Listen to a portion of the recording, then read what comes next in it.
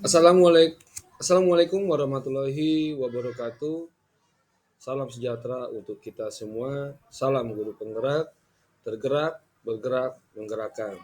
Izinkan saya Tri Caidi Arif dari kelompok 1 CGP Angkatan 10 kelas 17 yang akan membahas tentang modul 1.3 visi guru penggerak.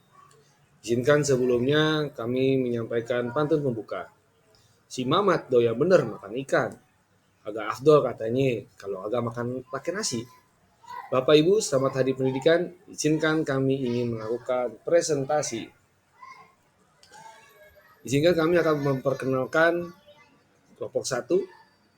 Ada saya Tri Cadi Arif, ada Ibu Anis, ada Ibu Mega Pujadini, ada Ibu Nur Aini dan Bapak Jenny Ginanjar.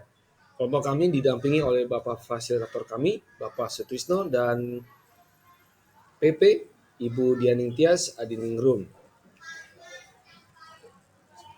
Bapak Ibu, sebelum kami membuat visi, masing-masing dari kami membuat visi yang mana dari Pak Jenny itu bagaimana melalui permainan olahraga tradisional peserta didik mampu memunculkan nilai religius, mandiri, kolaborasi, kreatif, dan inovasi.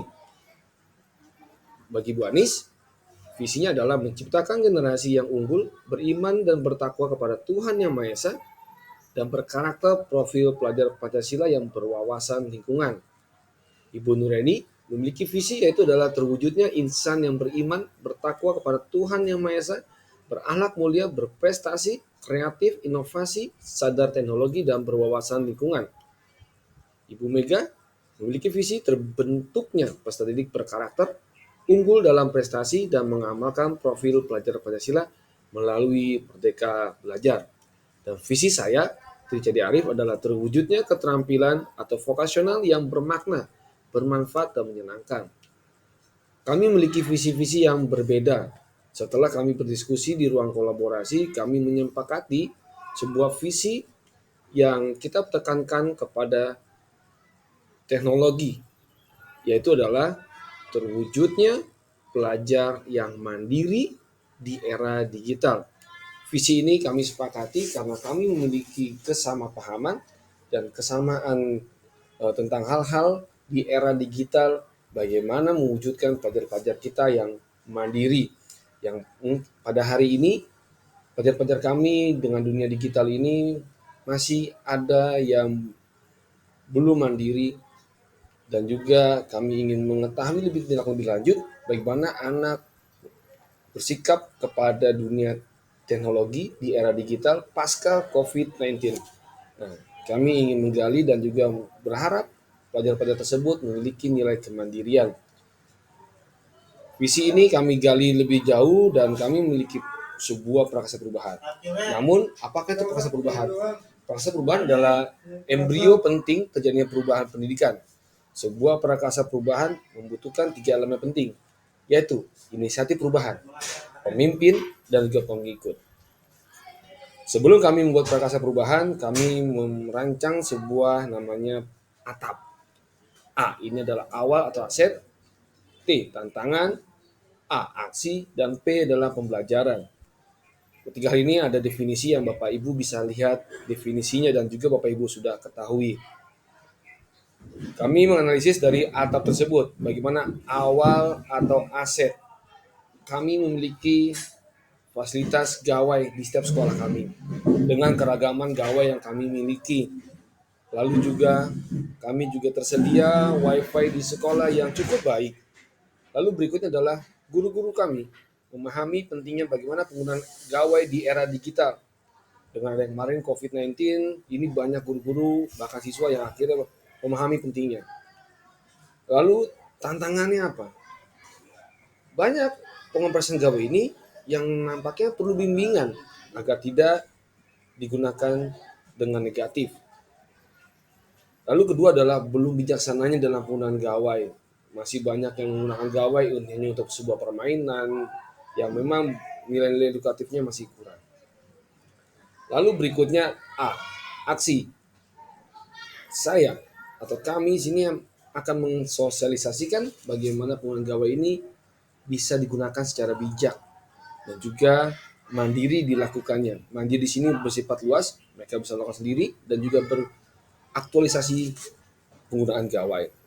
Lalu, saya akan mengajak murid untuk menceritakan pengalamannya menggunakan gawai. Dalam sisi pembelajaran, nanti siswa akan terbiasa menggunakan gawai dalam pembelajaran secara bijak dan juga mandiri. Setelah atap ini kami susun, akan lahirlah sebuah prakasa perubahan. Prakasa perubahan kami adalah mewujudkan pelajar yang bijak dalam menggunakan perangkat gawai secara mandiri. Kita tekankan sebuah kata bijak di sini agar anak bisa menggunakan gawai ini secara positif dan juga bisa juga mengetahui bagaimana peran-peran dari gawai ini bisa jadi sebuah pembelajaran yang sangat positif. Kami menyusun berikutnya dengan Bagja. Izinkan kami untuk menjelaskan tentang Bagja yang mungkin Bapak Ibu sudah mengetahui. Bagja ini merupakan akronim dari buat pertanyaan, ambil pelajaran, gali mimpi, lalu jabarkan rencana, dan atur eksekusi. Kelima langkah utama Bagja ini kita implementasikan dalam proses inquiry apresiatif dalam PGP. Izin akan kami lanjutkan menjelaskan tentang Bagja. B. Buat pertanyaan utama. Bagaimana kami ingin menekankan sebuah pertanyaan. Apa yang harus dilakukan untuk mewujudkan siswa yang bijak dan mandiri dalam menggunakan gawai? Pertanyaan pemantik ini kami harapkan tindak-tindakan. Pertama, tindakan kami adalah mencari informasi tentang penggunaan gawai yang bijak dan mandiri kepada siapa? Kepada murid dan juga orang tua. Bentuknya banyak hal. Kita bisa bentuk kuesioner dan seterusnya. Nanti akan dijelaskan kepada di Bagja berikutnya. Kedua, berkolaborasi dalam merancang sosialisasi bagaimana penggunaan gawai ini secara bijak dan mandiri dengan stakeholder, dengan orang tua, dengan guru, dengan murid, atau dengan lingkungan-lingkungan sekitar. Kita akan kolaborasi. Nah, ini buat pertanyaan utamanya. Setelah itu kita akan beranjak kepada ambil pelajaran dari yang sebelumnya. Pertanyaan kami adalah, aktivitas apa saja yang dapat dilakukan dalam mewujudkan siswa yang bijak dan mandiri dalam menggunakan gawai? Lalu, siapa saja yang berperan dalam mewujudkan siswa yang mandiri dan bijak dalam menggunakan gawai? Tindakan kami, informasi yang didapatkan di sebelumnya tentang menggunakan gawai sehari-hari. Di sini kita bentuknya kuesioner, survei, tanya jawab, dan seterusnya. Kita akan lakukan demikian. Lalu berikutnya setelah kita ambil pelajaran, kita akan gali sebuah mimpi. Bagaimana perasaan mereka saat belajar menggunakan gawai? Apa kebiasaan yang baru yang dapat dilakukan gawai di era digital, khususnya untuk pembelajaran? Nanti kita akan gali mimpi dia. Apa harapan murid, apa harapan orang tua untuk gawai ini untuk pembelajaran dan juga buat guru. Lalu harapan yang tadi saya jelaskan, harapan apa yang diinginkan untuk memahami gawai yang secara bijak. Apalah yang kita akan lakukan? Yang akan kami lakukan dalam melakukan kegiatan praktik baik penggunaan gawai yang bijak dilakukan oleh murid dan guru. Nah, kita akan lakukan praktik baiknya seperti apa? Mereka bercerita, mereka beraktualisasi diri semuanya, dia akan sebuah lakukan praktik baik. Bahkan gawai ini tidak hanya kita konotasikan pada nilai negatif, tapi juga konotasi pada nilai positif. Bagaimana positif ini juga kita lakukan praktik baiknya agar penggunaan gawai ini benar-benar dilakukan secara bijak dan juga mereka lakukan secara mandiri. Berikutnya adalah sebuah desain, sebuah rencana. Langkah kita adalah apa langkah awal dan tindakan apa yang dapat dilakukan untuk mewujudkan murid yang mandiri dan bijak dalam menggunakan gawai. Cara seperti apa? Kita buat program atau timeline dalam mewujudkan pelajaran yang mandiri era digital seperti diskusi, edukasi, sosialisasi, elaborasi, dan lain-lainnya. Kita akan lakukan sebuah program. Siapa yang bertindak apa dan bagaimana tindakan tersebut kita akan tuliskan dalam sebuah program. Lalu diakhiri dengan eksekusi. Siapa yang akan kita libatkan dalam pelaksanaan program tersebut? Bagaimana caranya program tersebut bisa berjalan? Dan cara untuk menjaga konsistensi dalam melaksanakan eksekusi rencana seperti apa? Tindakan kita berdasarkan yang sebelum-sebelumnya. Pertama adalah kolaborasi tentunya dengan guru, murid, orang tua untuk memantau penggunaan gawai ini sehari-hari mereka. Lalu kedua adalah edukasi. Kita akan memberikan edukasi kepada pendidik bagaimana cara penggunaan gawai yang baik, bijak, positif, dan mandiri. Lalu berikutnya adalah sosialisasi kepada orang tua tentang bagaimana penggunaan gawai yang bijak dan mandiri agar tadi kembali lagi bisa memantau penggunaan gawai ini secara bijak dan positif. Lalu terakhir kita juga akan melakukan evaluasi dan refleksi cara berkelanjutan dengan cara berbagai cara. Kita bisa juga menggunakan uh, WhatsApp, bisa menggunakan media-media lain untuk berkomunikasi, untuk mencari evaluasi dan refleksi. Terakhir, kita akan buat rencana tindak lanjut berdasarkan hasil evaluasi. Seperti apa akan nantinya kita akan lakukan. Mudah-mudahan rencana tindak lanjutnya adalah bernilai positif. Anak sudah bijak, anak sudah mandiri, dan anak mungkin bisa berdala kritis untuk bagaimana anak kita ini tidak hanya sebagai netizen negatif, tapi juga bisa jadi netizen yang positif.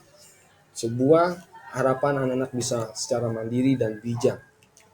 Itu Bapak Ibu yang kami lakukan untuk di visi kami guru penggerak, lalu adalah bakjanya dan prakarsa perubahan yang sebelum bakti tersebut. Izinkan kami akan menutup dengan sebuah pantun. Di toko besi ada kayu tertata, kayu dilem sangat melekat. Beginilah presentasi materi kita. Silakan ambil yang bermanfaat. Ada lagi, satu lagi pantun lagi. Malam hari ngayap ke Jakarta Utara, gak sengaja ketemu Luna Maya. Selamat Hari Ki Hajar Dewantara. Semoga kita selalu mengamalkan ilmunya. Sekian dari Bapak kami, kurang lebih mohon maaf. Terima kasih buat semuanya Bapak Ibu. Selamat Hari Pendidikan. Bergerak bersama, kita lanjutkan Merdeka Belajar. Wassalamualaikum warahmatullahi wabarakatuh. Salam guru penggerak, bergerak, dan menggerakkan.